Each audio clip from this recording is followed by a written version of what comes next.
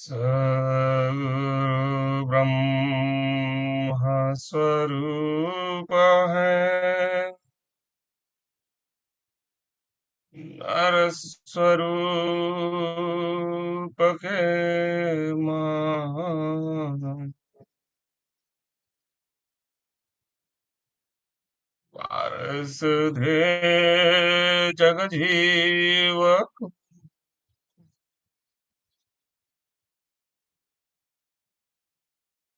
कंचन रूप बना।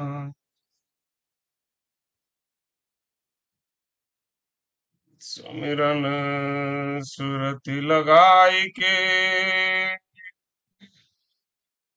मुख से कछु न बोल, बाहर का पट बंद कर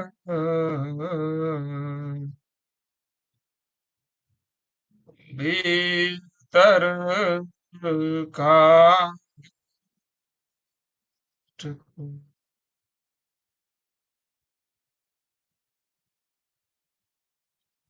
Jai Sadgudev to everyone. Good morning, good afternoon, good evening to all of you. Welcome to this wonderful platform, wonderful session where we are going to have an interactive session with Sant Shri Naamdeo ji Maharaj. My name is Subhash Chandra, and today I am the host for this particular session, and it's my pleasure to be on this particular platform to connect with all of you together. This particular session will be for roughly around 1.5 hours, where we will have an interaction with Sant Shri Naamdeo ji Maharaj. The agenda for the whole 1 hour and 30 minutes is something like this. First, we will have a welcome note about Vihangam Yog, what Vihangam Yog is. And thereafter, we will have Swagat Gan and Mangal Gan, which is to invoke the Master for his presence on this auspicious occasion. And thereafter, we will be having Shri Naamdeo ji Maharaj with us to speak on I, the conscious. And then we will have some question and answer with him as well. Thereafter, we will go towards vote of thanks, and then with world peace, Shanti part, and then we will have closure of this session. So let us quickly know about what is Vihangam Yoga. I'm sure most of you have been familiar with Vihangam Yoga, but just for the sake of let you know, Vihangam Yoga is an organization which was established in 1924 by His Holiness Himalaya Yogi Sadguru Sadafal Devji Maharaj, and this is an NGO pioneer in yoga and advanced meditation training aiming at uplifting the human life in all aspects. In fact, it is much more beyond just advanced meditation training, which can take you to the ultimate objective of human life under the guidance of the Master himself. Sadguru Sadafal Devji Maharaj, based on his 17 years of long continuous penance, he designed the path of Vihangam for each and every individual person who can go on this, follow the path, and achieve the highest objective of the life under the guidance of the Master himself. Right now, this organization is led by Sadguru Swatantra Devji Maharaj, where the head office is located in Prayagraj in India, Uttar Pradesh. This organization has reached roughly around 45 countries, whereas 5 million people are following worldwide to be benefited from this particular system, from this particular whole organization on the basis of the principles of Sadgurudev himself. Vihangam Yoga organization is affiliated member of United Nations on ECOSOC, and we have one very big center, meditation center, which is named as Swarved Mahamandir Dham, which is located in Varanasi in India, where more than 20,000 people can sit together in one go to meditate together at one time. this structure is almost completed, and now beautification is going on where the walls of this structure is being carved with the verses and the dohas and couplets of Swarved, Vedas, and some other Upanishad as well. If you get some time to visit India, or if you are in India, please do take some time to visit these centers, and especially Swarved Mahamandir Dham, where you can experience the divine atoms and molecules which can help you to achieve the ultimate objective of life and imbibe yourself in the zone of spirituality.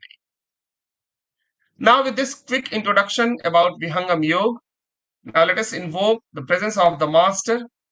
I would like to invite Gajendraji from Czech Republic, who will do Swagat Gan and Mangal Gan, please. Gajendraji. Yes, Sudev, to everyone. Swagat Gan.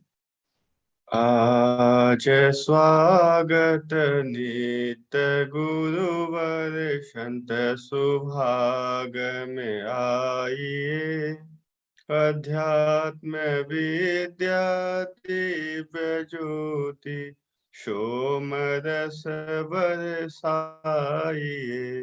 दोष दूर गुण दूर करके शुद्ध हंस बनाइए, भेद गम गति ज्ञान कर जन शक्ति द्वार हटाइए, फूले द्वारा शब्द सागर भक्त जन अणहवाइए, जन सदा फल विश्व शिक्षक सान आन बचाइए, आज स्वागत नित गुरुवर संत सुभाग में आइए।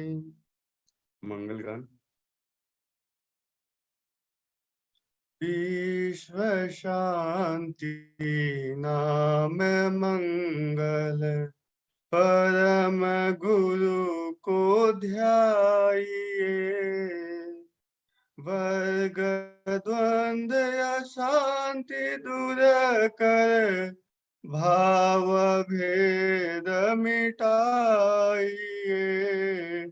सार्वभौम समष्टि सत्ता ध्यात्म राज बनाइए, भेष भाषा भाव जग में ज्ञान पर दर्शाइए, समृद्धि सुख शांति धरातल स्वर्ग भूमि बनाइए, विश्व शिक्षक जन सदा फल नीति स्वर अपनाइए, विश्व शांति नाम मंगल, परम गुरु को ध्याइए।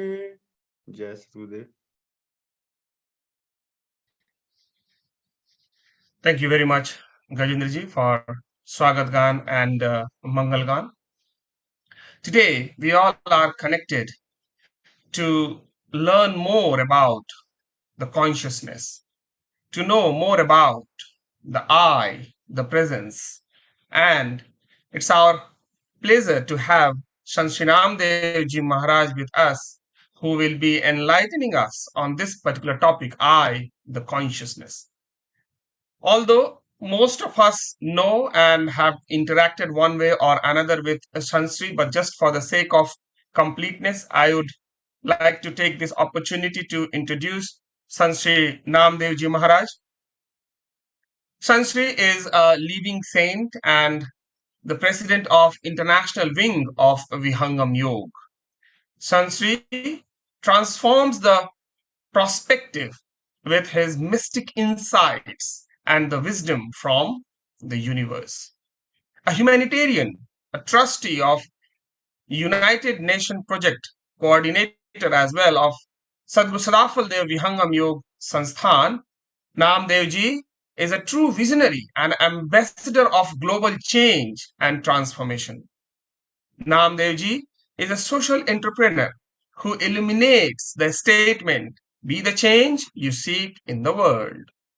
He is leading the organization, which is a not for profit organization with a core objective of serving humanity. Under his global vision, Vihangam Yog collaborates with the esteemed United Nations bodies, the United Nations Habitat and United Nations ECOSOC, in undertaking numerous initiatives for the betterment of the society. With a firm belief in the mission for global peace and harmony, his dynamic approach to addressing the current social issues, Naamdeoji displays a unique mix of innovative thinking and holistic outlook. With his simplified approach towards social change, he connects with people at the grassroots, leading by example, championing the principles which represents the philosophy of Vihangam Yoga. His advocacy of change as a collaborative effort rather than an individual approach has inspired many to take the pledge to serve the humanity. Sant Sri Naamdeo Maharaj has founded numerous other groups as well just to serve the society, and some of them, if I name, is Sukrit Group, which provide a wide range of services aligned at ancient Indian traditions. This includes Sukrit Ayurveda, producing Ayurvedic medicines using organic natural ingredients, Sukrit Wellness Tours, showcasing traditional Indian cultural heritage to the global audience as a partner of Incredible India Mission, Sukrit Health, the health and wellness center at unique natural locations, offering a range of traditional Ayurvedic treatments. Along with this, Sant Sri Naamdeo is editor-in-chief of Vihangam Light magazine, which is an English magazine which espouses the cause of holistic wellness.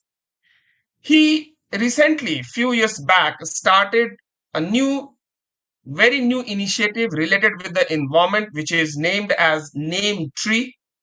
Being concerned about the environment, Sant Sri Naamdeo Maharaj is encouraging every single human being to take care of the nature and plant a tree, plant at your home or outside, wherever possible, so that the environment can be kept at its optimal and efficient position. He is chairman of Sadafal Education also. Just for information, we have one session later on in this month on Sadafal Education as well. His mission is to support the needy by equipping them with skills and knowledge for their success in lives. Those who are in need, they need some kind of support, and Sadafal Education is helping many people, many lives to uplift their own life to become self-sustained. Naamdeoji is a regular practitioner of higher state of Vihangam yoga meditation and has gained profound knowledge of human mind and beyond in his meditative state of Vihangam yoga. His solution to the everyday life situations are practical and outstandingly simple. We have observed, we probably all of us, those who have connected last week, you might have heard him. You might have experienced his simplicity and the connectivity with each and every single person who connected at that time point. There are many more things to be known about Sant Sri Naamdeo Ji Maharaj. These are just which are probably visible to many, but saint are something which is very different, who are very different and cannot be understood by people like us, considering our day-to-day life. Saints are very different people, if I would say. Their presence has changed many lives. And right now, today, we have Sant Sri Naamdeo Ji Maharaj, a living saint, who is going to bless us, who is going to enlighten us with his divine words. I would like to bow myself to his lotus feet to invite him on this stage to take over and bless us with his words. Sant Sri Naamdeo Ji Maharaj, Charan Sparsh.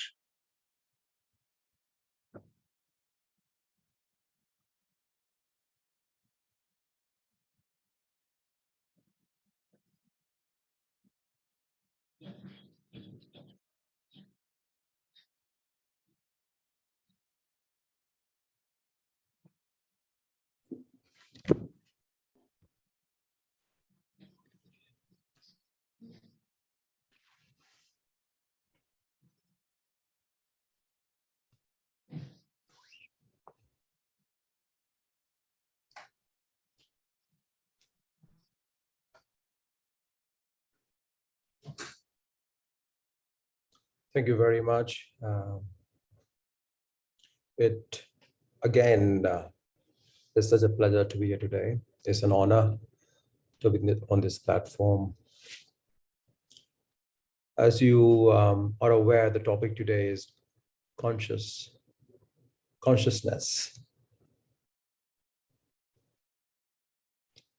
What this consciousness is all about.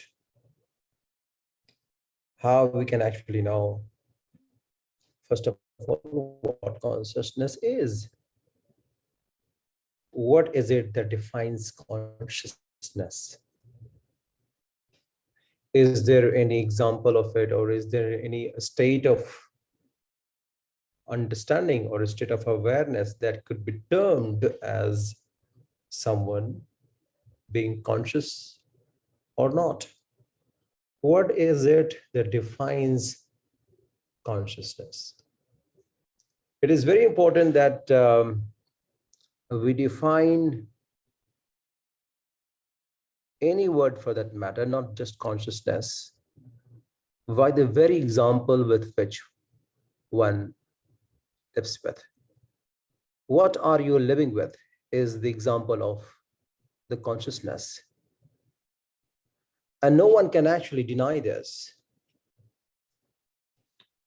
No one could ever deny this. Why? Because this present moment, as you hear these words, as you are here present in this online session, you are creating a reality not only of the future, but also you are in charge of making your own destiny that is in the future, being in this present moment, and that all depends on how conscious you are. So at this point in time, as you hear these words, what is being defined by you is not these words, but how the very definition of these words are being perceived by each one of you at this very moment. That is defining your consciousness level. So the outside world, as it is, as it has always been, will be exactly how conscious you are, how conscious you have been, and how conscious you will be. So things outside could be very different. Things outside of anything that is not in your control will appear to you as something that may not be perceived as the most idealistic form of situation in life, but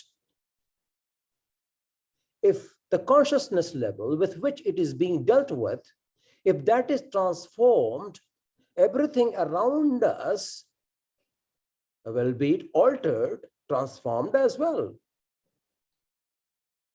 So the life that you are living right now, ask yourself how this present moment at this point in time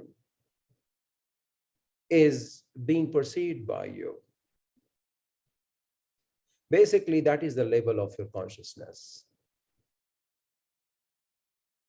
And that's how things could be performed in the most optimal manner. If you want to be a greater performer, if you want to be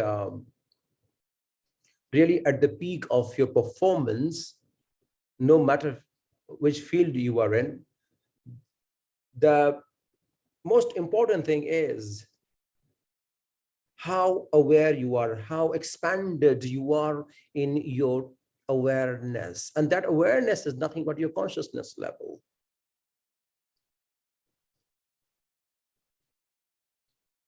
It is only your consciousness level that is going to define you as the person, nothing else. Situation around you may be very different, may not be very positive, may not be up to the level of your desire, so to speak. But it is not about the situation outside which will determine your well-being. The situation outside can never ever determine your well-being by any stretch of the imagination. Even the most conducive environment is created around you. If this well-being is not at the right place, nothing will be. Nothing will be at the right place. So this is how important your consciousness level is. So consciousness is nothing outside of you. It is your perception, how you are able to transmute each and every happening of your life to ascend your consciousness level is going to define the character you are. So it is all about redefining everything around you. By redefining, it means just one thing. It means that how elevated you are with everything that is right in front of you, right here, right in front of you. So you may have a set of challenges in your life. You may have the people whom you find highly uncomfortable with working with. You may feel few family members of your right in your life who are not on the same page as you are. Either you don't have to be, they don't have to be, not at all. But most troublesome who create a havoc in life of others, being a part of a family or a colleague or at a workplace or at a position of authority. You can look around, you can have number of references in names, as the names could just crop up in your mind right now as I speak to you. All of them could be just become a mute if your consciousness level is elevated, or elevated enough. From there you are just unperturbed by situation outside of you.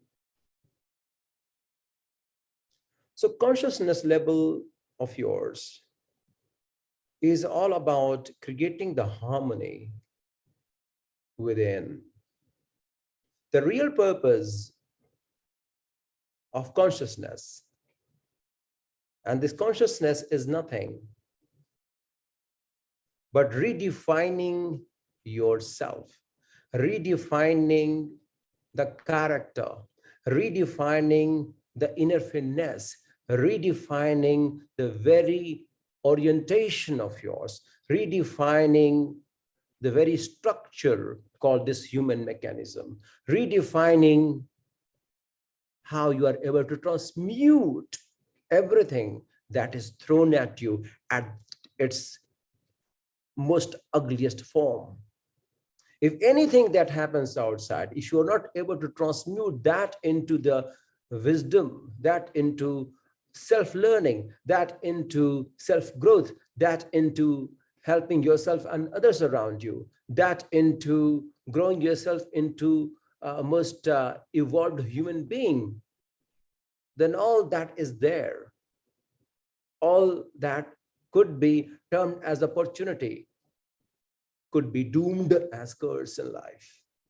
That is the work of your consciousness. So at this point in time, what is most significant is how you are responding to situation in life. How are you able to deal with it? How are you grappling with it? Are you trudging along the situation? Or even though you are trudging along, you are not making a lot of noise about it? Or otherwise, if you are passing through the passage of glory, are you blowing your own trumpet, claiming the victory that you all have done it? Oh my God, amazing personality that you are. What is it actually? So whatever situation could be at this point in time, the only thing that is very important to understand that no matter how rosy picture or how gloomy picture the life presents to you, you are able to make sense of each and everything because you are centered within yourself. You are centered within the very essence of being who you are. The essence of being who you are is the real character, is the real place real source of peace and joy and therefore happiness in life. That if one is attuned to at each moment of one of his or her life, no matter what happens outside, everything will come as a stepping stone to upgrade yourself, to ladder up your aura, ladder up your positioning. That positioning of yours is the most significant. That positioning is all about consciousness. That positioning is the most significant. Now, what is happening? That we want to position our standard higher. Let's say if you are in point A, you want to reach to point B. Or if you are at point B, you want to reach to point C, without changing the inner mechanism. So without changing the software, the consciousness level, actually, without changing the very software of it, how you deal with situation, you want to change the programming, you want to change the everything, the situation around you, which is not possible. I could also say that consciousness is all about knowing the Atman. This is all the truth. But here the question lies, if you are actually to that level of operation where you are one with the very divine source, because the very divine source of yours, from where the creation of this universe happens, same as the dissolution of the universe happens, at that point in time, as you are at that juncture, if the source of life itself is accentuated to that level where the creation happens, where the dissolution happens, then the very life itself of yours is of a Jivan Mukta, is of that which is here in this world to upgrade or bless the entire human mass. But that level of understanding itself, that level of understanding as it is, cannot elevate anyone unless all the karmic debt is paid off. And that is not possible unless there is awakening in this body, unless one has gone through the process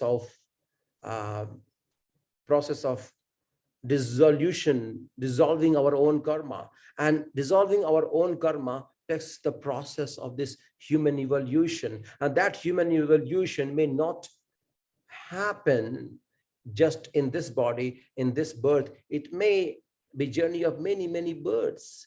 It may be the journey of long distance. So all of you, as you are right now at this point in time, all of you are actually representing your consciousness level. That's why where you are at this point in time. So to speak, in this regard, what is most significant is not to forget the very process of life which you have gone through, which you have been able to transit from one place to the other. It is quite noteworthy and praiseworthy of your soul having traveled, having gone through all the processes, so that you have become what you are right now at this point in time. So would you hate that? No, you would not hate that. You would love it. That, okay, I have met the transition from A to B, B to C, C to D, and I have been progressing. So the very awareness that you live with cannot be denied of what you have gone through. So never say bad about what has happened in the past, because it has helped you evolve as a human being who you are right now at this point in time. That cannot be denied. That is your right. That is your essence. That is your character. So what is the most significant at this point in time? Consciousness expands in all dimension. So if I say that I'm such a great person or XYZ, and if I talk bad about what has gone wrong, maybe I'm not comfortable with what has gone wrong. That's why I'm talking what I'm talking, which may not be very positive. So the person with the baggage of the past, having traveled so far off, at this point in time, at a very elevated stage, regretting the past, cannot have the entire cosmic energy ingrained within himself as the level of consciousness where he should be to talk something like this. He cannot do that. Not possible. So if you are expanding in your awareness, if your consciousness level is of that greater elevation where the creation and dissolution happens, then you are able to kind of dissolve into everything. The 5 elements that we have command over. If we have command over the 5 elements, that there is nothing in this world to overcome. That is the origin of the consciousness. Because as long as the prana, the very vital force, because the moment this vital force goes away, the mind will also go away. And this conscious with which we live with needs a body, needs a home, so that within that home, he can actually pay off all the debts, karmic debts. So without karma, the consciousness cannot be understood. So for example, you have a best of friends. You have, suppose that you have family members. Just think about a family member of yours whom you have lived with for 40 years, 50 years, 60 years, and the person has to die one day. And the person dies one day. So what happens? What happens then? You cry over the death of your beloved one. You cry. He will come and console you, but nothing works. But after some time, what happens is you realize this fact that even though I have lived this person with 60 years, this is the law of nature. Now we cannot keep this body. You want to get rid of it, to be honest with you, after some time, because the sense has gone into you. You know that. Intrinsically, inherently, you know that no one is you. No one could be you. No one can take place of you. Everyone has to live his own or her own way. No one can die for you or something like that. It's not possible. Everyone has his own journey of his life or her life. So that person goes away. And after a few months or so, you are with your life. It is the Atman itself within it, because of which this body was alive, which you loved so much. Once that goes away, this body is dead. And that body is dead, and you want to get rid of this body. You don't want that body. You never want a body. So it's only the soul, the very soul of it, the very existence of it, because of which everything exists. That is what it is that we are all connected with, nothing else.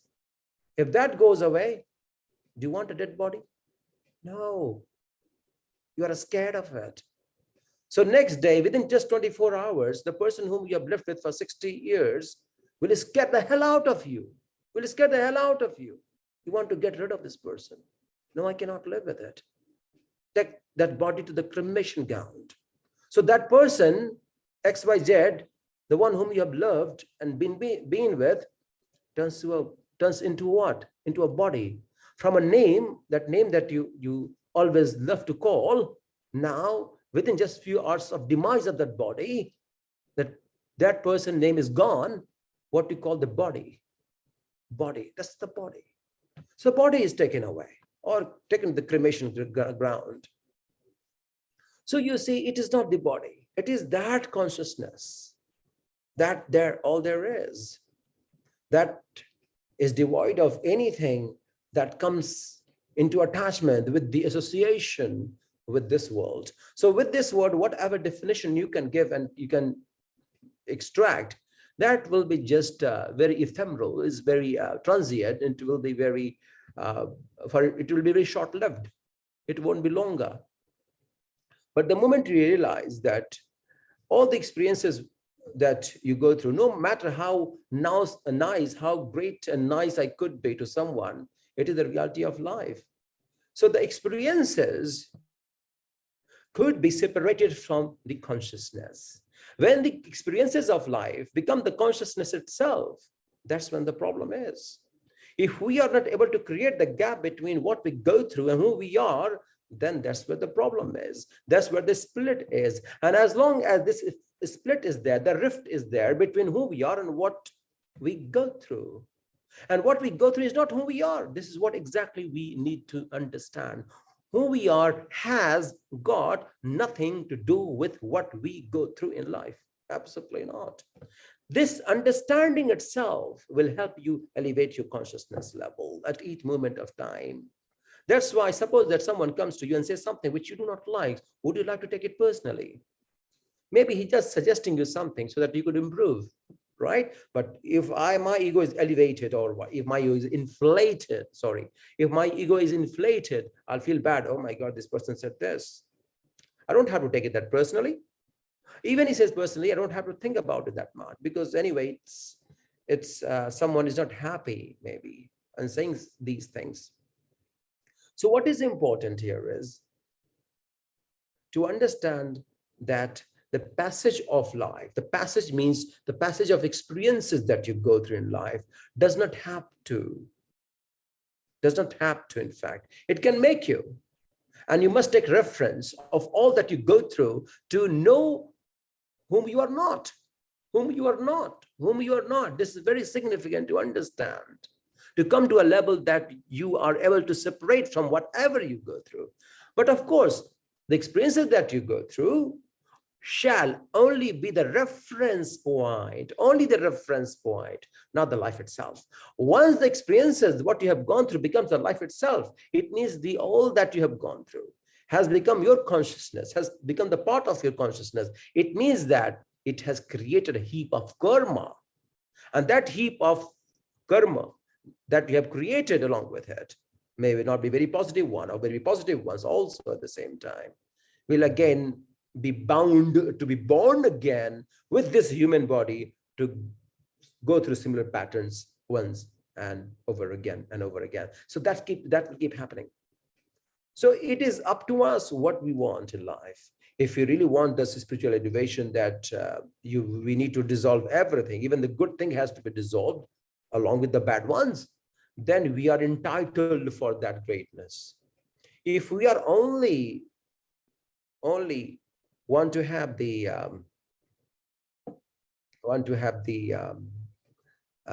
pleasures of life, or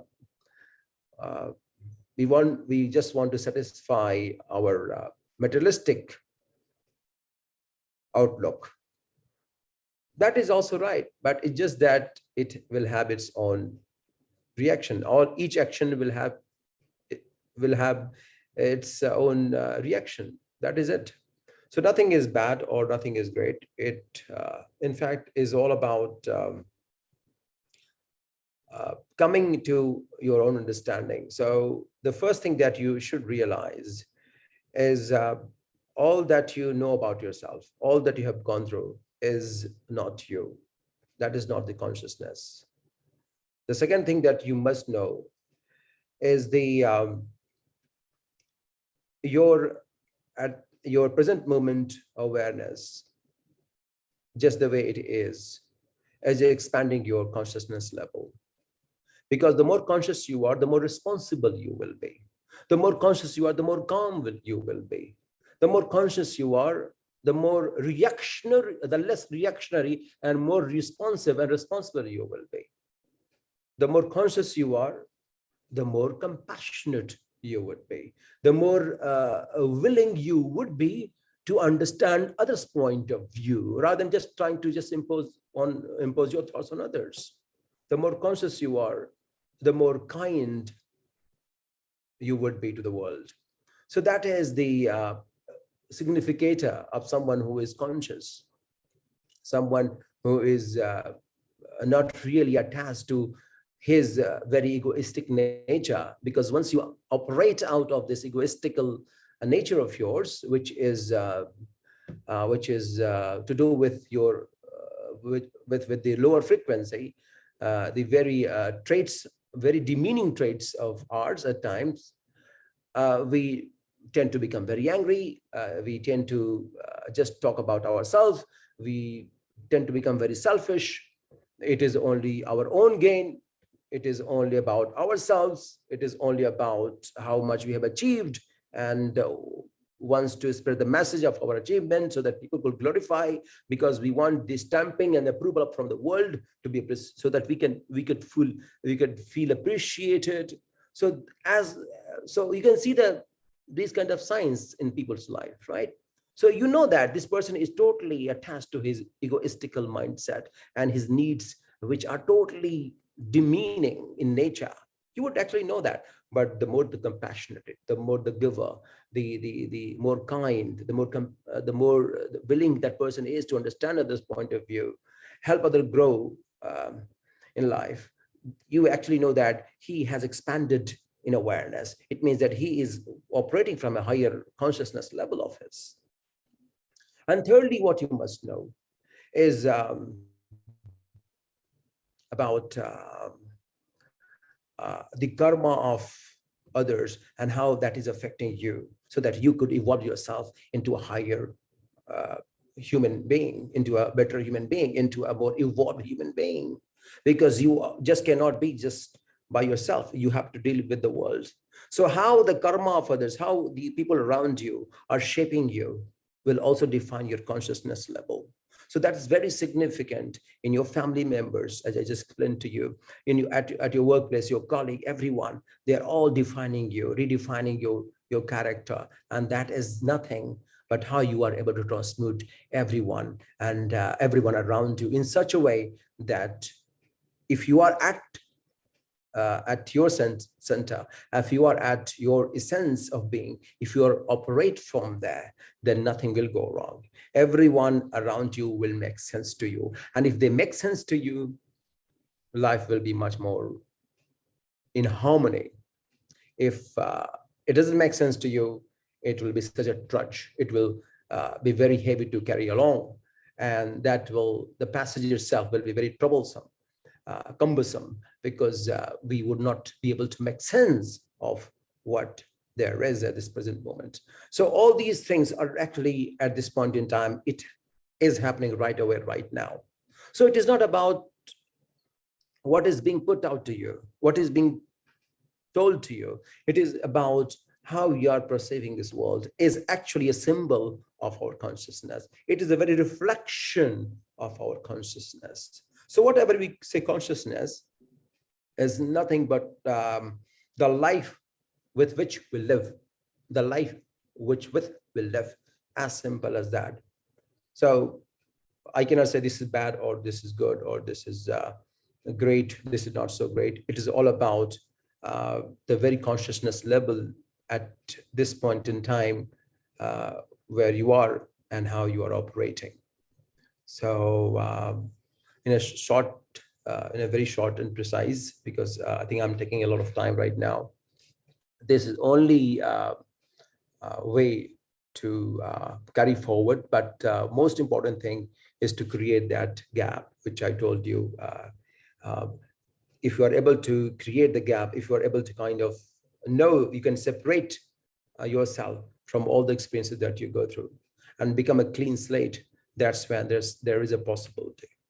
And because as it is clean, then a higher vibration will take over. Someone else will take over. So if you think, I would just like to sum it up, if you think you cannot do it, you have given up, it is not in my control. I cannot control my anger. I cannot control my reactionary behavior. I cannot control my compulsions. I cannot do this, the blah, blah, blah, X, Y, Z. What is the most significant is to surrender. Surrender is not that easy. If you are able to surrender and someone a higher force takes over your life, then everything is possible through this body. This is very significant to understand. That's why seva is the most significant, because that's the way you can come close to your consciousness. You can come close to your own self, because without cutting karma, without dissolving all the mind and matters, you cannot know anything about yourself. You'll know everything about the world, but never ever yourself. Without dissolving mind and matters, and these mind and matters are connected with your karma, because this is how you are operating. This is how you have been conditioned. And that conditioning has to be totally broken off, because that conditioning is nothing but an illusionary pattern of yours. And that illusion can be shattered only by some higher power. So that's why seeking blessing is very important. Going to shrines is very important. These are very important to do, but this is not the ultimate thing. No, absolutely not. Seva is very important. Satsang is very important. And sadhana is also very, very important. But the cutting karma, like, how to kind of cleanse off your karma of many previous impressions, because of which we have this human body. We must realize how important this human body is, that we have been given this opportunity. So when that is cleared off, only then and only then you can actually come to know about your own self. It's only then you can come close to your own self, come close to the consciousness, what we're talking about here. Otherwise, it is not possible. Without dissolving mind and matters, which is to do with the very conditioned mindset, which again has to do with the impressions. And these impressions are nothing but a heap of memories that you have collected consciously or unconsciously from many, many lifetime evolution in this body. If that is not dissolved, consciousness is just a word. It will never be realized. That's for sure. So consciousness is not that, okay, this is consciousness, or because you would not know what you are made of. And so it's only then, once these patterns have totally gone away, then higher vibration, higher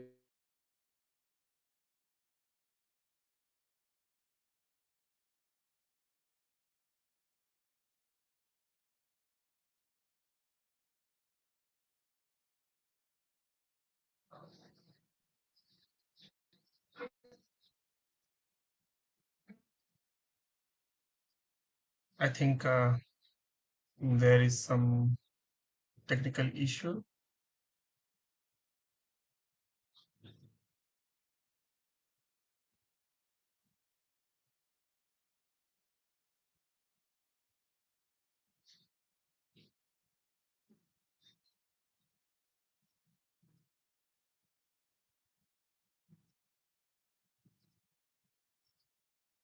Okay, so let's wait for a few more uh, moments. I think it's the electricity at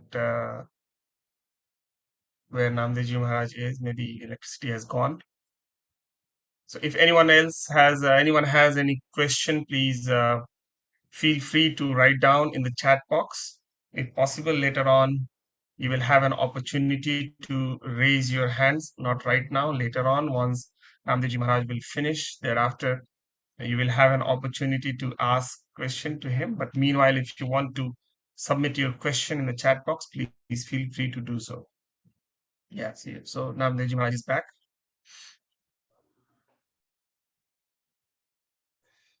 really sorry. Yes.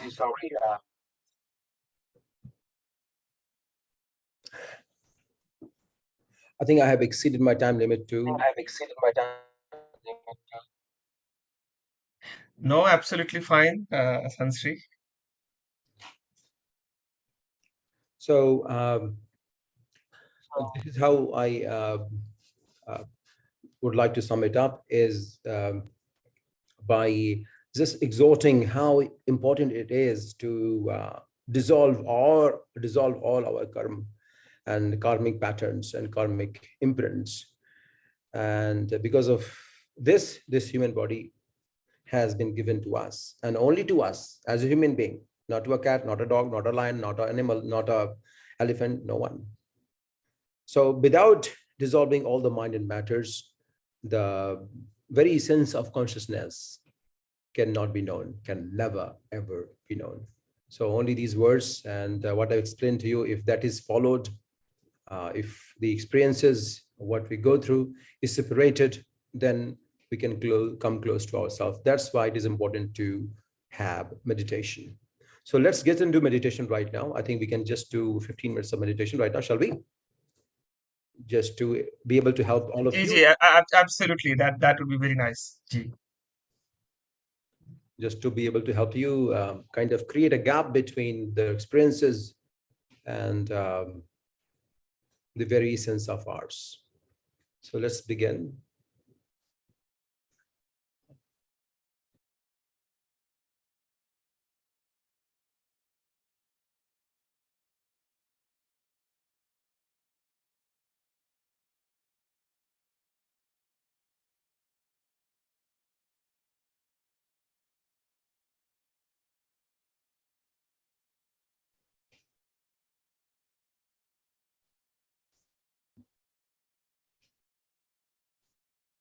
So all of you,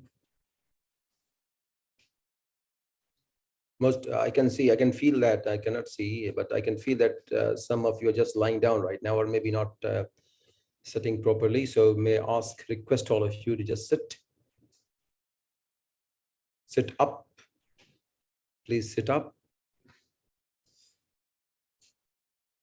if possible.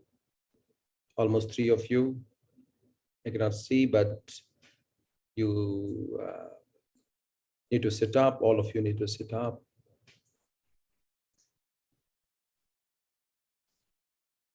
If you cannot sit in Siddhasana, just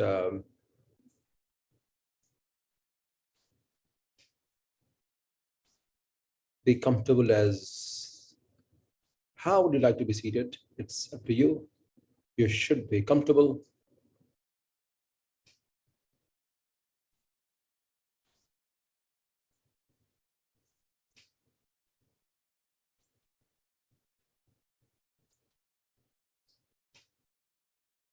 Just be very comfortable as you are seated. Bring your both palms on your knees, finger facing upward, the index and thumbs joined together gently in a Jnana Mudra.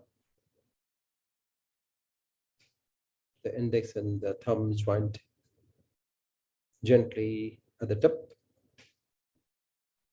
facing upward, all fingers facing upward, and just relax. Bring yourself right in this present moment as you are here, breathing. As you know, you are breathing. You're aware that you're breathing with your eyes closed. You are breathing. You are conscious that you are breathing. Your sitting position is very comfortable. You are seated. You are comfortable. Your back is straight. Your shoulder is also straight.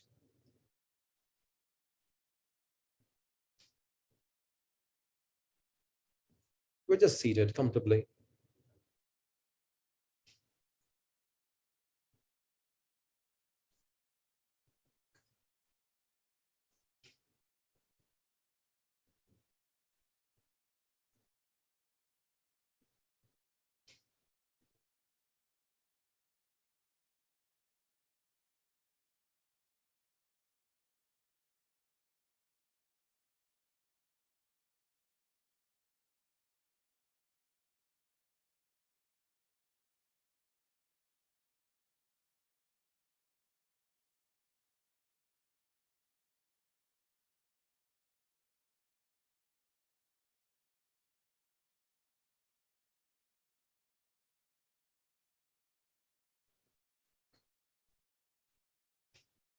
Your eyes are closed.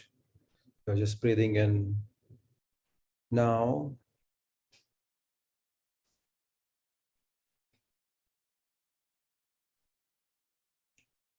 your mind is very closely connected with your breath.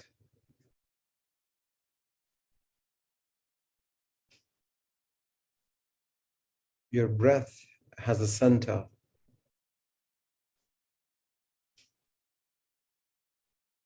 As you breathe in, you can activate many chakras.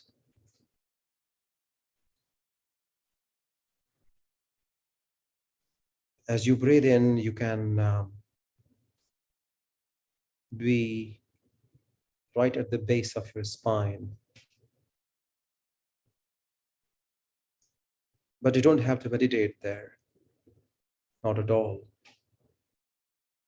But your breath is connected to your spine. The very base of life can be regulated most harmoniously just by correcting few postures and breathing technique. So at this point in time, let's do one thing. Let's breathe from your navel.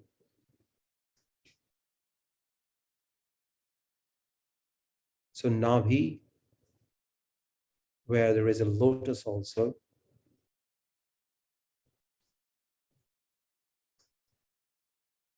So from there we breathe in.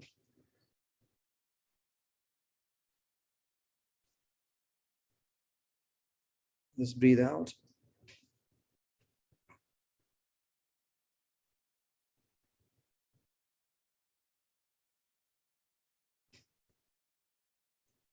Just breathe in from there.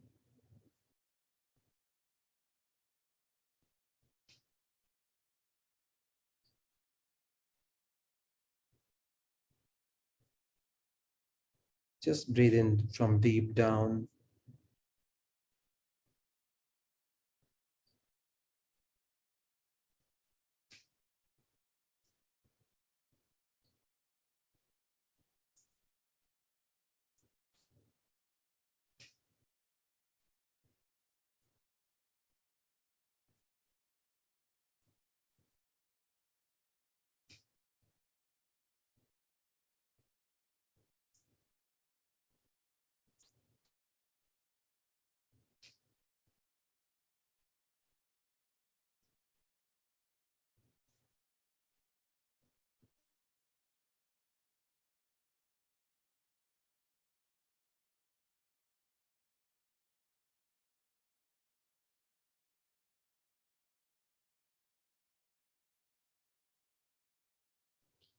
So from your navel,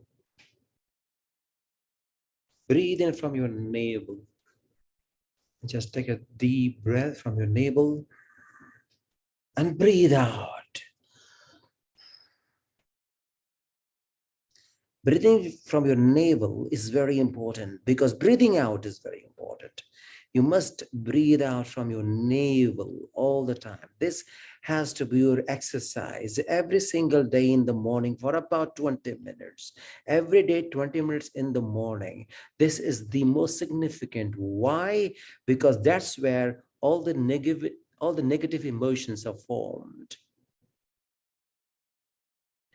Your body is the biggest chemical factory in the world. It can just create any chemical at any point in time according to condition of your body. So the best way to release all that is not necessary in your life is to exhale, exhaust yourself through power of your breath, exhaust yourself through the power of your breath. Breathe out from your navel, from Nabhi, the very Nabhi of yours. And beneath the Nabhi, because of the formation of few chemicals there, as the secretion happens because of your emotions, all are trapped in there. So as you exhale, as you kind of exhaust yourself, breathing out from your navel, the better it is for you. So every day in the morning, just breathe out, because your body knows how much of oxygen it needs to take. It can take the required amount of oxygen, but you need to exhale more. It can take the amount of oxygen as it requires without your awareness. It's all fine, but you need to breathe out more, exhale more. So breathe out. So take a deep breath in from your navel. Hold it and breathe out. Now do it again. We'll do it only 5 times, but you shall do at least more than 20 or 21 times or 22 times. At least you should do that. Again, take a deep breath in.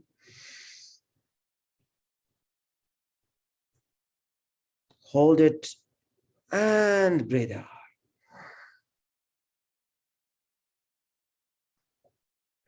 If you are not able to do it, it means that maybe there is indigestion of food.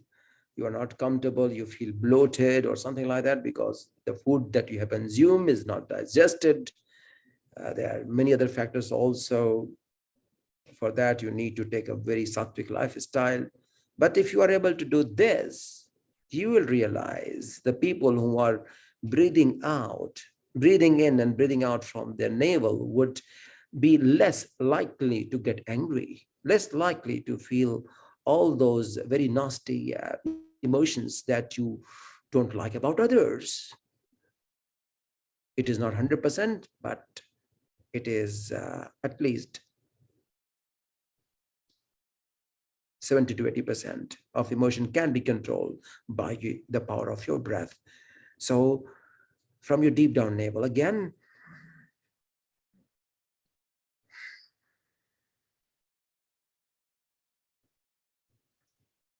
so the more oxygen is there in your body, the better you will feel.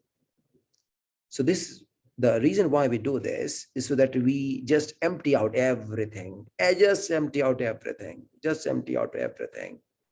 so that a newer, a better perspective could just enter into our DNA. This body is made of that DNA, and the DNA, because of which we behave the way we do, could actually be altered through some technique of meditation, through the technique of prana. Yes, it can be over a period of time. It is possible. So through this technique of yours, through the technique that you have adopted, it can be altered. So just breathe out 22 times in the morning. Just breathe out. Just breathe out. And as you breathe out, there has to be a gap between when you breathe out and when you breathe in. So when you breathe in, you shall do it very, very gradually, very, very slowly. And if you are able to stop your mind there with your eyes closed, just outside of the tip of your nose, because you are breathing in from there, and if you are able to create that gap, that's better. And breathe in absolute awareness, in that grace of yours, as if this vital force, the prana, cannot be seen, but it is the most essential, without which we cannot live either. It cannot be seen, it cannot be demarcated. It has no boundary. It is invisible. So as you breathe in an absolute awareness. Awareness that you are breathing in with absolute awareness that you want to inculcate all the greatness into your being, all the greatness that you want to be part of, that you want to attribute to, could be part of you by just breathing in more consciously. And stop there. And then again, this is exact the time you should do Om, Om, Om, Hua, Om, Swa, Om, Ma, Om, Jana, Om, Tapa, Om, Satya. You can just chant in your mind 5 times, because your mind and prana is connected. Your mind and prana is connected. In that awareness, you can do Om Bhu, Om Bhuva, Om Swa, Om Ma, Om Jana, Om Tapa, Om Satya, Om Bhu, Om Bhuva, Om Swa, Om Ma, Om Jana, Om Tapa, Om Satyam, Om Bhu, Om Bhuva, Om Swa, Om Ma, Om Jana, Om Tapa, Om Satyam, Om Bhu, Om Bhuva, Om Swaha, Om Ma, Om Jana, Om Tapa, Om Satyam.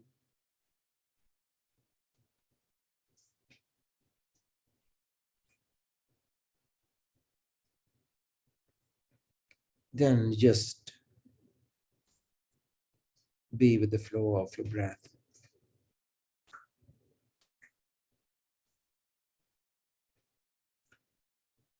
Each time you do this, after the 20 minutes of exhalation, you're preparing yourself for Pranayama Mantra that I just chanted. This Pranayama Mantra will help you attune your body in a most subtle way that you can receive some blessing. You can prepare this body of yours to receive some vibration. Some unlocking shall happen within this body. Some chakra shall just get loosened or open. Something should happen. Something must be felt. Not with this intention, not at all, but at least there is a passage that you could create. And this is the right way to begin it.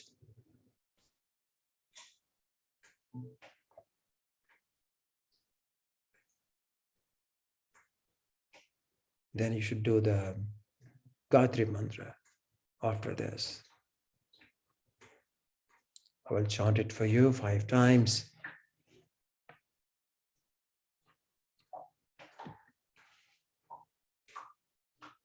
Om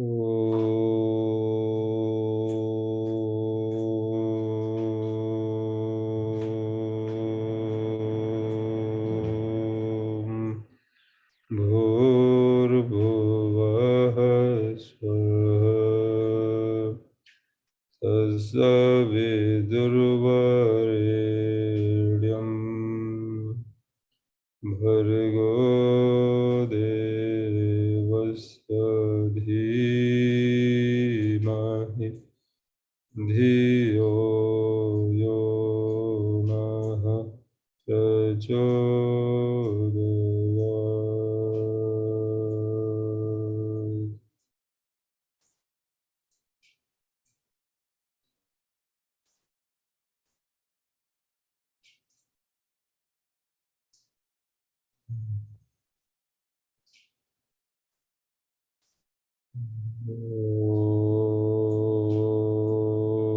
Om Bhurbhuvah Swaha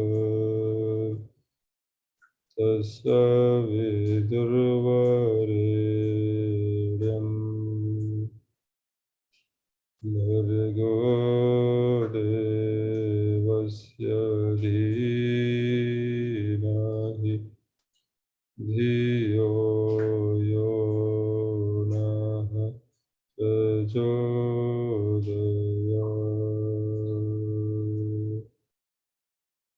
Om Bhurbhuvah Swaha Tasavidurvarenyam Bhargo Devasya Dhimahi Dhiyo Yonaha Prachodayat.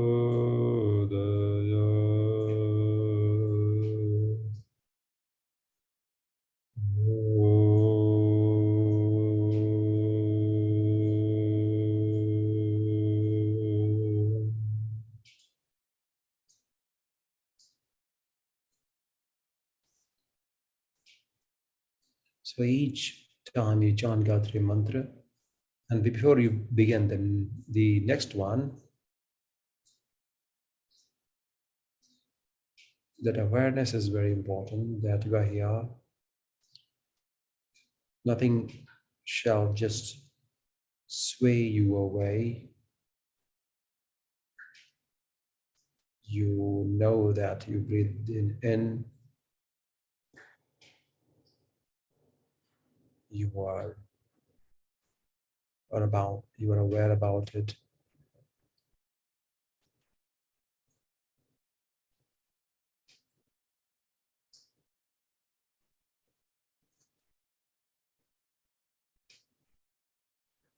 Nothing is overwhelming.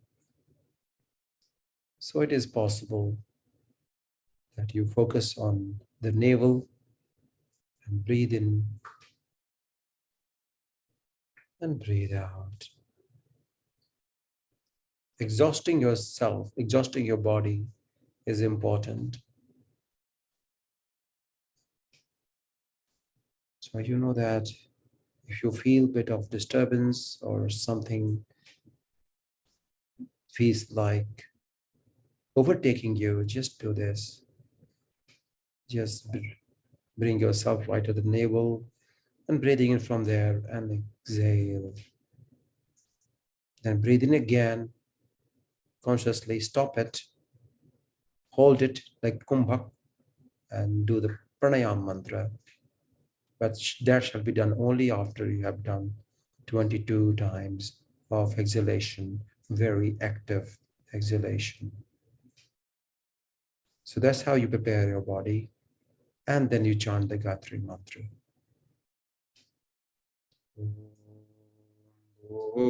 Bhurбhuvah Swam Tasya Vidurvareryam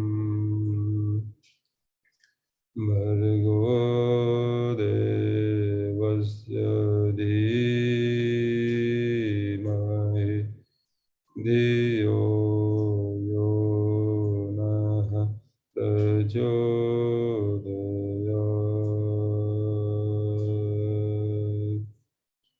Om Bhurbhuvah Swam Tasya Vidurvareryam Bhargo Devasya Dhimahi Dhiyo Yo Nah Prachodayat.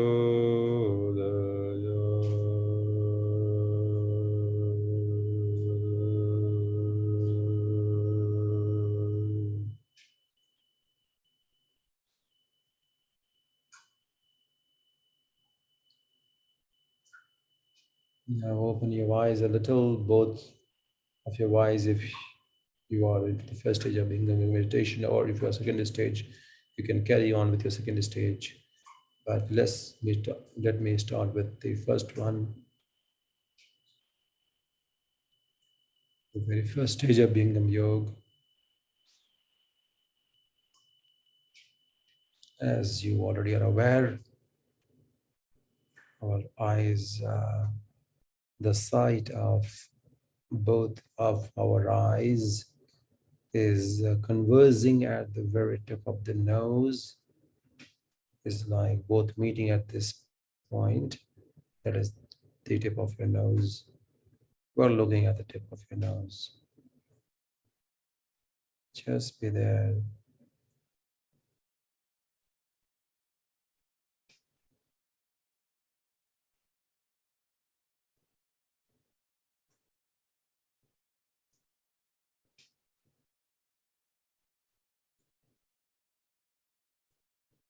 You can close your eyes for a few seconds. If you feel uncomfortable, then open it again. Just be there.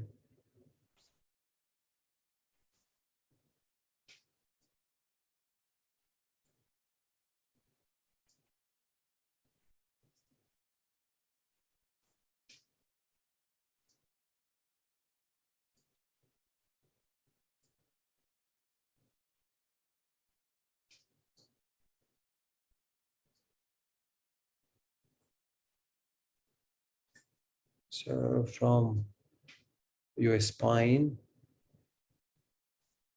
to your Ajna chakra, through your breath, you're trying to create a harmony The very first stage of Bhingam Yoga is crucial in bringing in that harmony. That's one of the reason why you do this. And that's the only reason why the second stage is important too. Because without creating the harmony within this body, the second stage is not possible, at least to some level. So by doing this, you are regulating, you are teaching your breath to breathe consciously. You are teaching your breath to breathe more consciously. You are teaching your breath to breathe more consciously. That's the secret of first stage of being yoga. You are not scattered, just scattered everywhere. No, right here,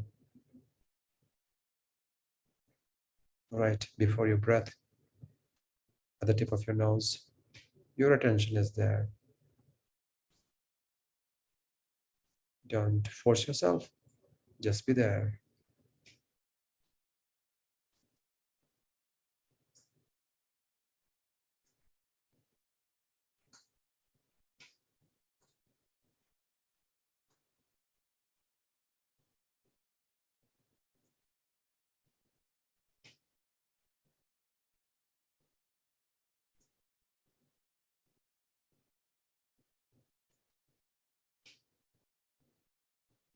So I will just recite few duas of Sadgurudev Sarved. Sadgurudev Sarved is the key to unlock the doors of this body. There are many doors.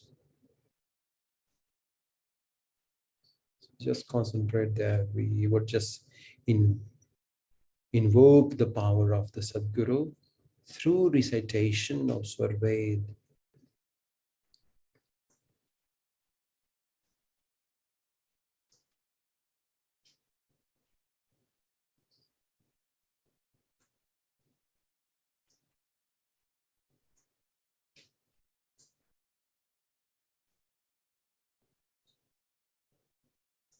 बंदो वह मैं परम गुरु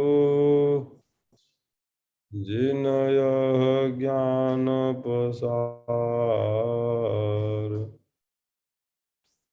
देव सदा फल आदि में जिन यह शब्द उचार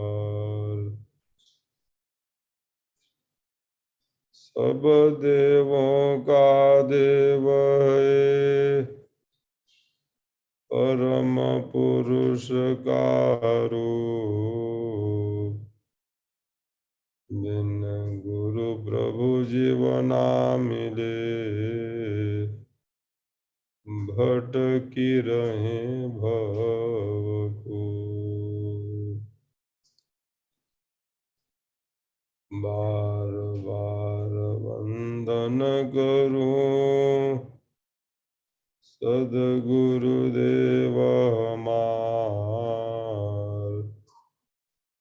यहाँ वहाँ सब ठाम में महिमाय परम्पार परमेश्वर जीव साथ है अमित काल गय बीत जीव त्रिताप झूठा नहीं बिन सद गुरु प्रीत प्रेम भक्ति सदगुरु करो सदगुरु अलख लखाय प्रथम मिलन गुरु फिर प्रभु जन्म मरण दुख जाय माया लोक छोड़ाय कर चेतन लोक निवास सदगुरुता को जानिए, भक्ति मुक्ति दे बास।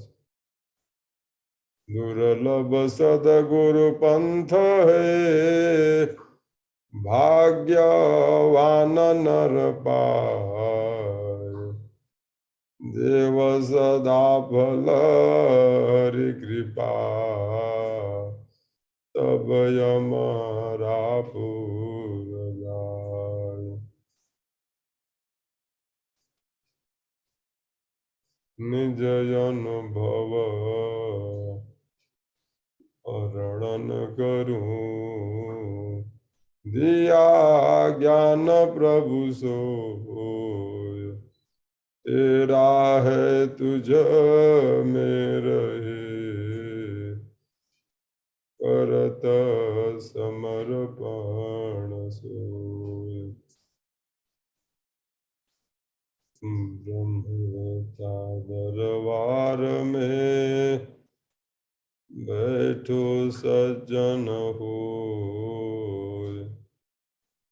गो मन अंग समार कर, वाणी चपल न होय। मुंड मंडलाकार है, व्यापक विश्व महान। सो सदगुरु का रूप है, अनुभव में पहचान। सदगुरु ब्रह्म स्वरूप है, नर स्वरूप के माय। आरस दे जग जीव को, कंचन रूप बनाए।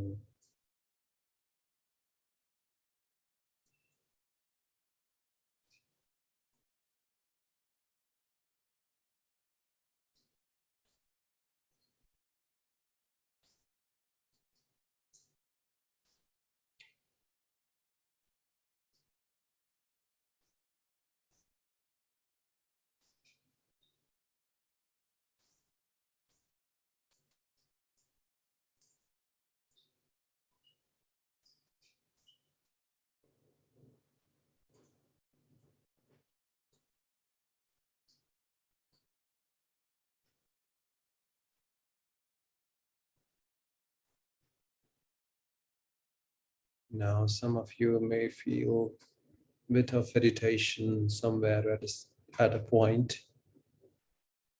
Yes, bring your focus there, not a problem. If you are taken there, it's absolutely okay.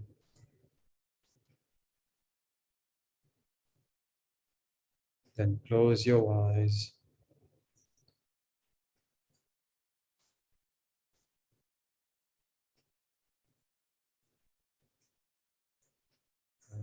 Just be with your breath as you're breathing in. Try to just neutralize it. Just be there. Even if you are taken there, just be there a few minutes, a few seconds. Just be there. Just be comfortable.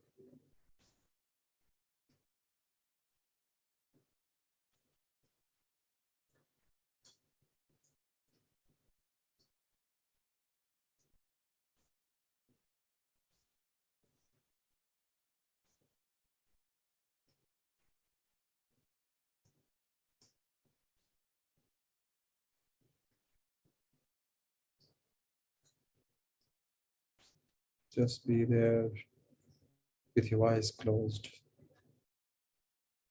Amit काल से भूलिया, पहुँचो अपने देश।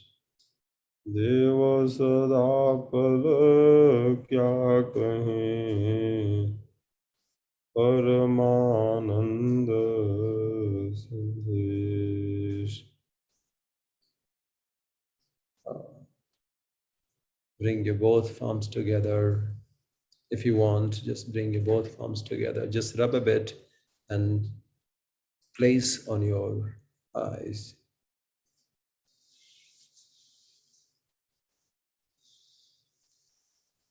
And just take your hand upward as you're blessing yourself and blessing your both arms on your knees and open your eyes as you wish.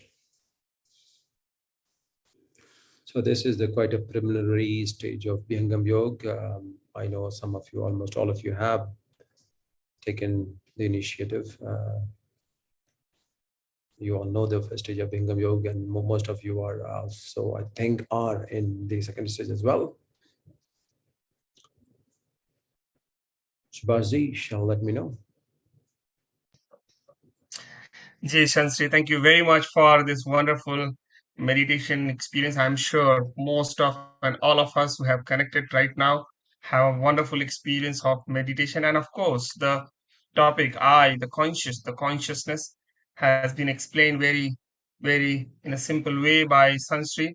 Sansri, there are a couple of questions which I probably would like to raise, which has been asked by some of the people who have joined right now. I think some questions you already have answered, which were asked on Slido. I think it automatically came in your discussion. But just right now, we have two questions in the chat box. One is being asked by Mr. Chan. How can we create a clear conscious in our mind? So that's one of the question.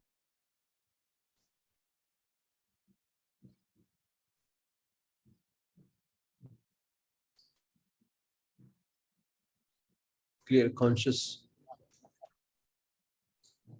How can we create a clear conscious or consciousness in our mind?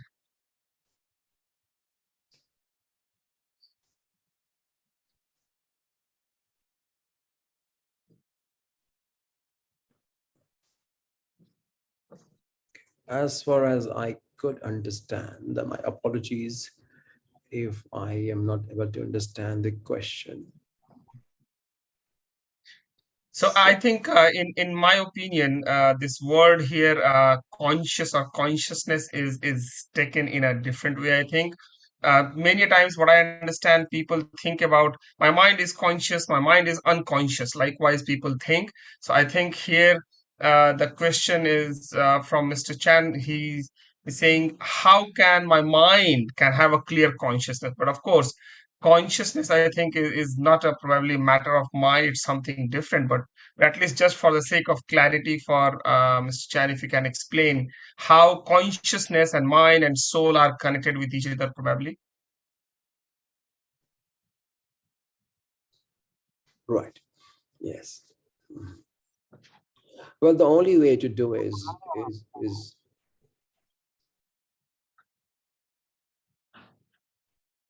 the only way to do is to have total intense awareness of this present moment, and the involvement, the pure involvement, it will do the magic. It means that you are not running away from anything at all. That's how you can clean it. Otherwise, there is no any other way. If you think that the only way you can actually clear off and keep your consciousness clean by staying away, by staying away from things which disturb you, no, it will further exacerbate. And anyway, you cannot run away because you have the responsibility, you have the family to look up to, you have you have a family to look for, you have people to look up to, work to look up to. So people look up to you for many things, and you have to look after them. So in this world, of course, it is not possible to kind of avoid it, because what happens is most of us, we think that environment has to be created in such a way that we are off from things, we are off from the things which disturbs us or which bring us down or which does not help clear our path. In fact, answer is just the other way around. In fact, the more upheaval around you, the more chaotic situation there is, the chances are that you can actually become very spiritual in a way that you can actually keep everything aside which you do not want.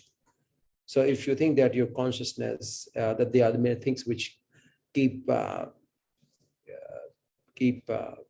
hindering your path, keep hampering your path, those are the things which will actually help you elevate. Because it otherwise, if anything comes up, it will be quite fragile. It would be actually very fragile. Anything can just bring you down. If any untoward incident happens, may not be so impactful, but it actually can bring you down. So the only way you can actually empower yourself is not by avoiding it, by total acceptance of it, and total involvement with it. Total involvement will bring detachment. Yes, that's right. Running away will not bring in any detachment. Absolutely not. The only you can detach is by this pure awareness, intensity of awareness. And it means that pure involvement. You are able to see through all the drama. Someone is doing this is happening, this will disturb me, bring me down. I cannot keep my consciousness clean to become stable. So if you are trying to create environment around you to keep yourself stable consciously, by avoiding things, it may not be the most righteous way to do it. So what will actually help you, if I understand the question correctly? So I tender my apologies to you if I have not. But if you really want to kind of be cleared of anything that disturbs you, to keep your consciousness stable, is not by avoidance of it, is by facing it head on. Ji, there are a couple of questions on a memory. Some people have asked if what should we do, in which way, so that our memory can be, one person has said, can be as photogenic as Vivekananda ji, or someone is saying, when I am trying to remember something, I'm more grossed in outside world, but my memory doesn't work appropriately. There is one question that I want to be into the moment, but I forget how to do what to do things. So, is there anything where consciousness and memory is linked together, or how meditation can help to enhance the power of memory?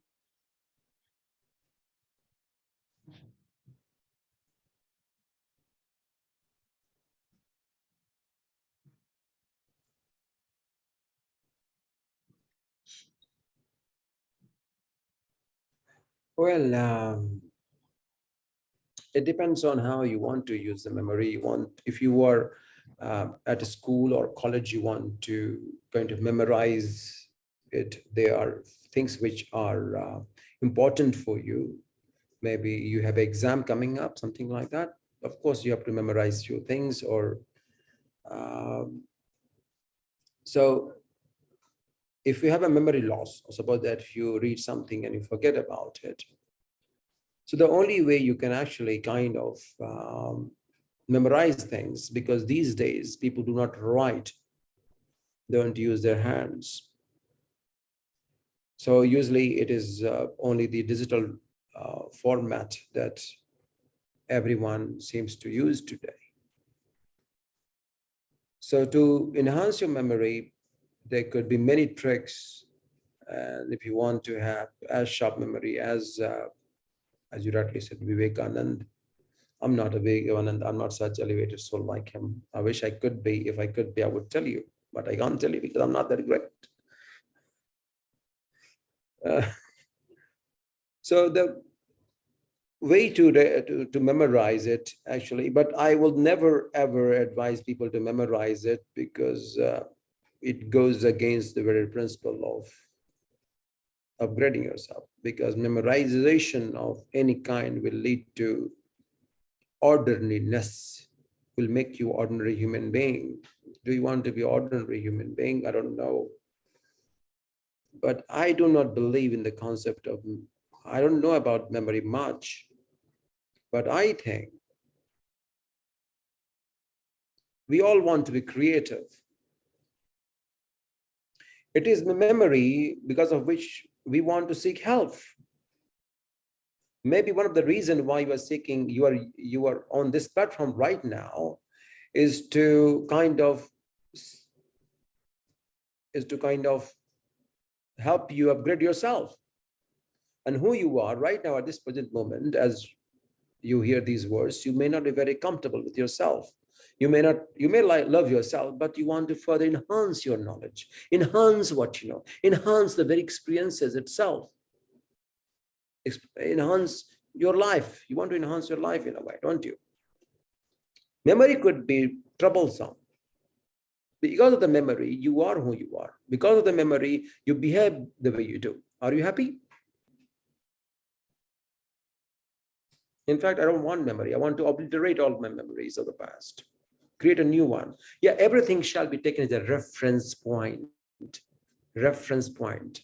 You refer to something. It means that if you have a book that you learn something, if you have forgotten, maybe, okay, I need to refer to this. Okay, I want to know about this as subject. I want to refer to this. To memorize it is a different game altogether. Memorization can take you to one place. It cannot take you higher. Memorization of any subject or by learning anything by heart is not a solution. It will be quite a limited life. How many subjects and how many books can one memorize?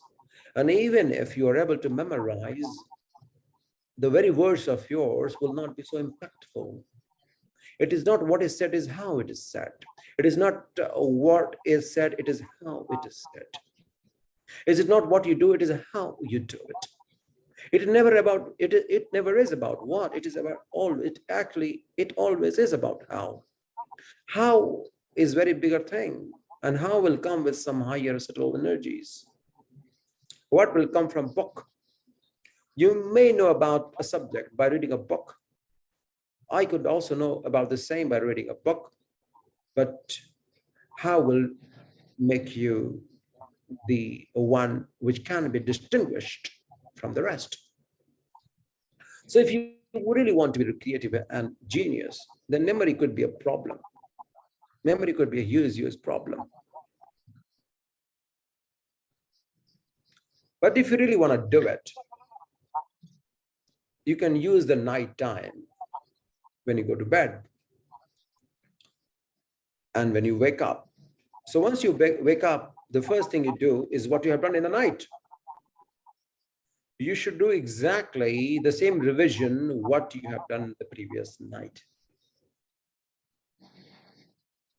So suppose that there is a subject. I want to memorize the subject. So before I go to bed, I read it out, I write it down, I read it out, I write it down, I write it down, I read it out. Whatever the way you feel it convenient for you to do it. And you do it religiously. Either you write it down or read it aloud. Or you can do also one thing. If your breath is connected with how you write, it becomes very powerful. I will give you a trick right now. And this trick is very important for you and for everyone to listen to and follow. It can really empower the words in a very profound way. Let's take example of Gayatri Mantra. If Gayatri Mantra, if you really want to be genius, okay, you can do this right now. It's not that easy. You have to write down Gayatri Mantra. Okay. How to write it? Just don't like this. Om, or don't do that. Don't do that. Don't do that. As you utter the word, you write it. Om, like Om, Bhu, Bhu, Ra, Ra, Bhuva. then as you utter, as you write, words shall come together, words shall sync together. The time you utter the word, when you write it, words should be in sync with one another. If you are able to do that, suppose that if I'm writing about something, going to memorize it, so as you read in your mind, at the same time you're writing it, so your mind is not somewhere else and you are writing here, it won't be, you won't be able to memorize it, because your mind is somewhere else, you are just writing it, it won't produce that result. But if you want to just memorize it, just for the memory, but it won't take you that far off. But if you really want to do that, okay, I cannot say anything about Vivekananda ji because I'm not that great. But what I can tell you, if you practice this one, it's about, if I write Gayatri Mantra and as I chant it, as I recite, I also write at the same time. Or if I could also bring my focus on my breath. So my breath, what I utter and what I write, if both could be on the same page, the memory will be enhanced. And the power of that, what you're writing, will be enhanced further. You'll memorize it very clearly. So whatever you're writing, Gayatri Mantra is just an example. If you're writing about maybe something about history or something that you memorize about social economic or some subject of that matter where you need kind of memorization, then you can do that at night. And the first thing that you do is this repetition of the same what you have done the previous night, exactly the same manner, exactly in the same manner. So if you do that more at night and as you wake up in the morning, then of course, what you have learned at night, if you do this one, I think it will really kind of enhance your memory. You would be able to memorize it. So suppose that someone wants to learn Bhagavad Gita and not able to learn it, not able to memorize the shlokas, can do that, can write. As he reads out, he writes it, and if he's so focused, he can bring his focus on a breath, and he's aware as he's writing in the breath, what he utters and what he writes, all three are on the same page, then a greater impact could be created. And he does it many times, many times, many times, and he sleeps and he sees it, and with gratitude, and he sleeps it, and the moment he wakes up again, he does the same thing. The first thing what he does is the same thing again. Or if he could wake up early in the morning and do it at the wee hours, it will further be add on to his memorization ability. So that can be done. So that's one technique I can tell you. Ji. But this is not advisable. I mean, it is advisable, you can do it, but just by having a lot of memory can create hindrance to your spiritual progress. But because the spirituality and the knowledge of the higher knowledge has got nothing to do with memorization. In fact, it is about de-learning, about dememorization, because we have learned enough. We need to dememorize it so that higher power can take control of this mechanism. That's how all the great masters are, to be honest with you. They are just a great container, not a memorized one. Ji, in fact, there is one question which is opposite to this: how to overcome overthinking?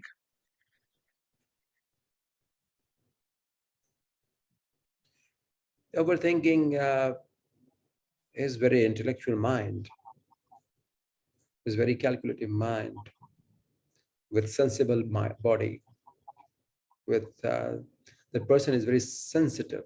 They're very, very sensitive people. Is this person who's asking this question is sensitive? Yes or no? I want to know. So that person could be very sensitive. Sensitive to people around him. He's not a strong person. Maybe he's emotional, very sensitive person. So these people have problem with overthinking because they're just taken from the world. They're soaking. They want to maybe help people, or they want to create a grander image of themselves. That could also be one of the reasons. So overthinking, if you are conscious that you are overthinking, that means that means that you have made a headway, that you know that you are overthinking. So this is good that you are able to realize that you are overthinking, because it is not going unnoticed by you. It is not going unnoticed by you. You know that you are overthinking, aren't you? So if that awareness is there, and if it is prolonged for a longer period of time, then of course there will be a time you would know, it will become quite easier for you that, okay, that's right. So you will exactly know when to stop. So the time period will be reduced. So you'll find yourself, oh, I'm thinking, I'm stop. So what happened previously, you took 10 minutes, let's say, to realize, oh, you are overthinking. Now it is 8 minutes. Now it's 5 minutes. Now it's 3 minutes. So you are reducing this. And there will be a time you'll be starting to realize, oh, why I'm thinking like that. Or no, just change it. So that's very important that you are aware. You are already making a headway, that you are aware about it. All you need to do now is to reduce the gap, is to like, okay, now you catch yourself thinking about it, that you're overthinking, but now 20 minutes has gone by. 20 minutes have gone by before you realize that you're overthinking. And that 20 minutes were totally totally in doubt, in cynicism, things will not improve, usually negative emotions. So first thing that you need to do is to exhaust yourself. Exhaust yourself. And navel is a fantastic way. Sit properly, but bend down, exhaust yourself.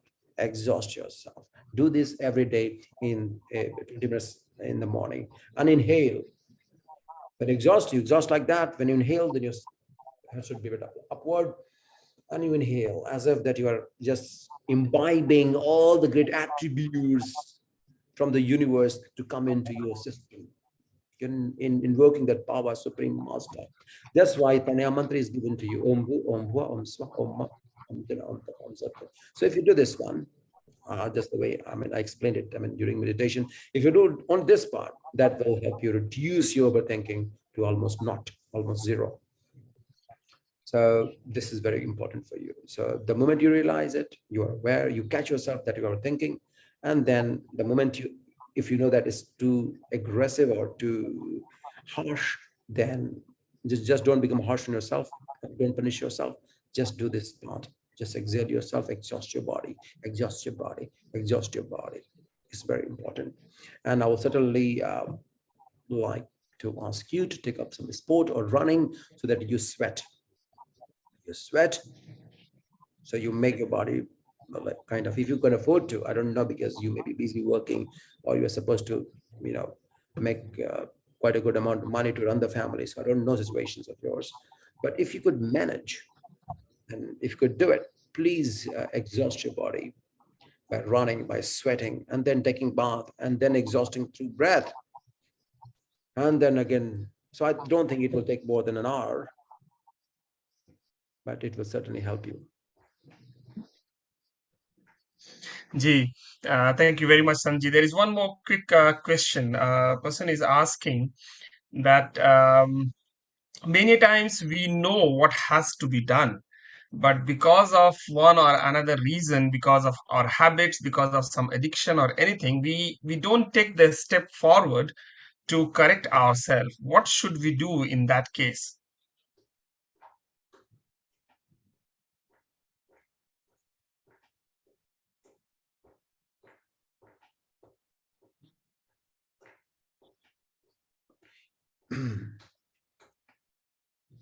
This is very significant.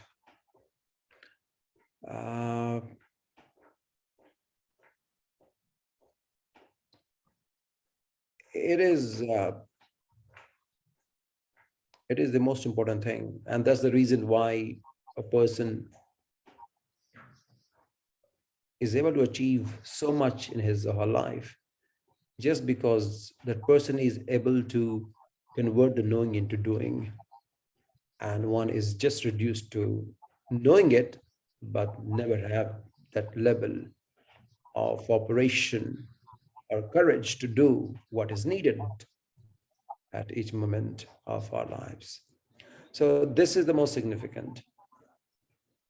But how to do it? There is a difference. There is quite a difference between I mean, because all of us are intellectual. We actually know where we are stuck. We all know where our weak points are. We all know. This is a fact. But very few of them are able to kind of overcome our own challenges. And that is not, it is not imposed by anything outside of us. It is how our mind is conditioned. And that's what the karma is.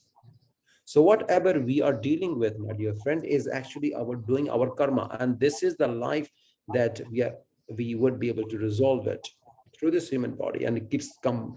I know that it keeps coming back again and over again. Right? So the first thing that you must do, we all must do, is to thank that we have this human body and we have this opportunity. We indeed are honored and privileged to have this opportunity to dissolve our own doing, which we did in the past, by doing something by doing something in this life to dissolve all of them.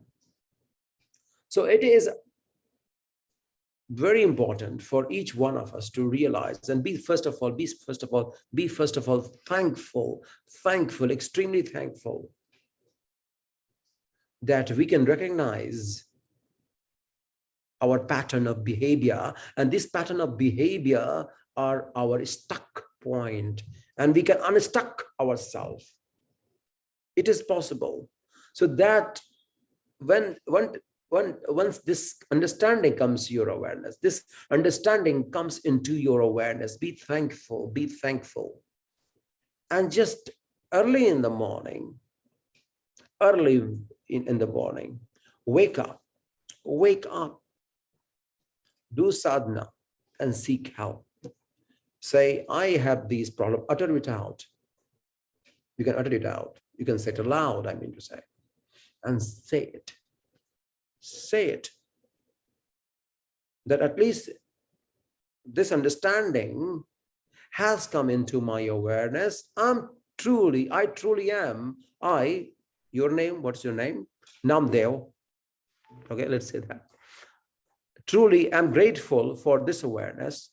Now I seek help. I seek help from the divine to help me to come out of it. This is the one thing that we must do early in the morning. In fact, to the master, if you do not believe in any master, who knows, you can just light up a diya in the morning and pray. Because these 5 elements are made of this is made of prakriti. You can do that. That's the reason why we do arti also, to be honest. Because the very Agni becomes the witness of ours, and is not ignored. So this is what we must do, that early in the morning, early at hours around 3:30 or 3:40, something like that, in the morning, wake up, come to your realization that you have this pattern and behavior of yours, which are your stuck point, and you truly are grateful that this understanding has come into your awareness. Be truly grateful for that. Bow down, and be thankful for that, and seek help. And if it is done persistently for about many months, there will be results. You will see that someone is guiding you, someone has taken control of you. And you can do that in the previous night as well, because you have problem getting up in the morning, so that you have to chant Gayatri Mantra at least 11 times, 21 times, or 51 times, and without alarm, wake up alarm. I would advise not to use wake up alarm, because that's not advisable. But say it aloud after chanting Gayatri Mantra, that I want to be woken up 3:30 in the morning. You don't wake up next day, fantastic, no problem. You do it again before you go to bed. Don't wake up again, no problem. Do it again. And if you do 21 days regularly, who knows, 22nd day, you are just up by 3:30. Who knows? Try it. Can you try it? Because now someone is there to guide you. Someone is there. I don't know who is there. So suppose that if you are following if you're doing traditional puja part, whatever you're doing, or if you're not from this religion, doesn't matter. You could be Christian, you could be a Muslim, you could be from any religion, do it. If you do not do Gayatri Mantra, do yours. What is your in your religion? Do it before you go to bed. Gayatri Mantra is just example, actually. I could chant Sarved, I could chant Shatprakash Bhajan, you could chant your whatever you want to do. What's there in Quran, Holy Quran or Bible, I mean to say, there's no problem, but ask for help. Ask for help. So before you do go to bed, do that, okay, and say it loud that I want to be woken up 3:30. Pray for that. Seek blessing. Who knows, it may work. I think it will work if you have faith. So you must be woken up by some power, not by alarm clock. Alarm clock is no good. You will anyway, you will just sleep. What's the point? I mean, don't do that. So if you wake up in the morning, then this awareness is very important. That this awareness has come to understanding, and this is your stuck mind. You know all the patterns. I submit all these to you. I submit all these to you. And I know that my demeaning traits are of no significance, not even dot in the light of yours. How is that? So if you pray like that, if you are thankful, and you know that you will be guided by some divine force. So if you are guided, then of course there's no problem. So the only way I can suggest you, my dear friend, is not to kind of take control of things. No, I will just do it. I am great, I'm amazing, blah blah blah. No, don't do that. That will not solve it. I don't think so. That would be quite obstinate, and it won't happen by this stern decision to control your life. But if you submit yourself, you could be guided, and it will be very simpler, and it could be simplified. So things could be actually simplified. But yeah, it's all of us are somewhere stuck, but there is a way to it. So if you do this one early in the morning, I think there could be a way. So before you go to bed, pray for it. You wake up in the morning and you thank the Almighty for awareness. You can light a diya and speak it out, because that's live right now, live. And you can do this one. So I think if you could do that, you will find that someone is taking hold of you. Someone is trying to guide you through. So if the master takes you over, that is the best thing. There's nothing to be taken into your hand. I mean, all you have to do is just to not do something which will hinder your path. That's all you need to take care of. Rest, someone else will take care of you in a most beautiful way, in the most harmonious way, in the most amicable way. Don't worry about it. So don't try to put all the responsibility on your shoulder to take control of the situation of life. Just pray, submit yourself, surrender yourself to the higher divine, and that will take care of you most graciously. Ji, thank you very much, Shri, for your enlightened words. And I'm sure everyone connected here as well as on Facebook might have been experiencing the divine connectivity with you and the words. And I'm sure their world, their whole life is going to be uplifted to a larger extent. Thank you very much for being with us today. And sorry for exceeding a little bit time on that. Thank you very much. We will have again your sessions next week. Saturday and Sunday. It is an so interesting and such a good moment we have to be with you. Thank you very much for your presence. Thank you. And I'm sorry if there is any more question to be asked. We will take care of those next time.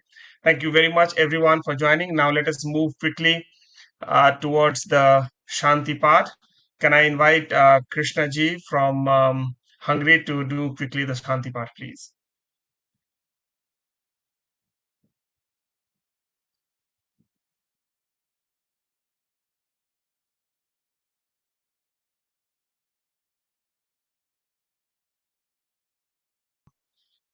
Seems Krishna ji has left.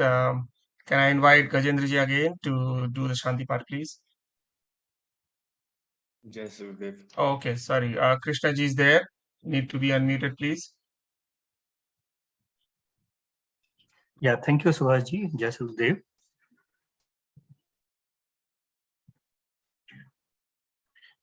हे प्रभु शांति स्वरूप हो, शांति शांति में शांति, शांति शांति जन शांति हो, पूर्ण शांति में शांति।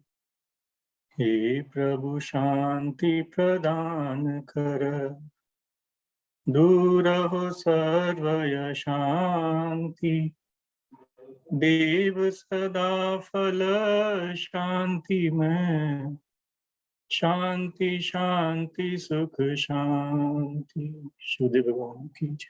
Over to you, Subhaji. Thank you very much, Krishna ji. Just quick reminder to everyone, please meditate daily, submit your reports daily, and join as many as sessions you can, because there are so many sessions organized for you in all different countries. Please feel free to join any one of these. Remain safe and healthy and take care of yourself. Have a nice time ahead. Thank you. Jai Sadgurudev.